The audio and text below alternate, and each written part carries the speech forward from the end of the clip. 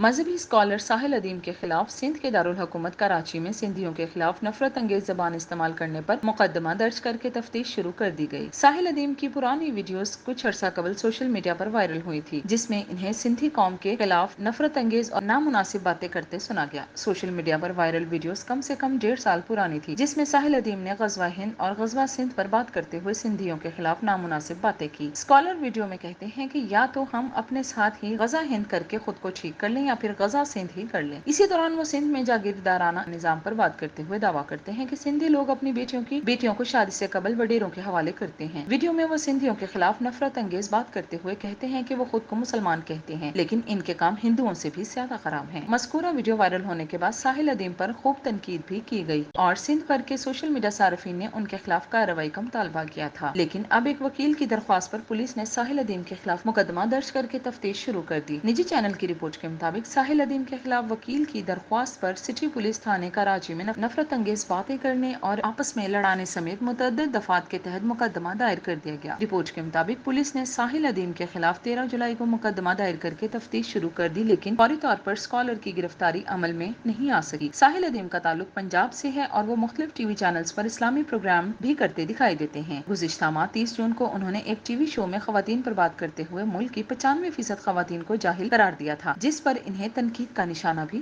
بنایا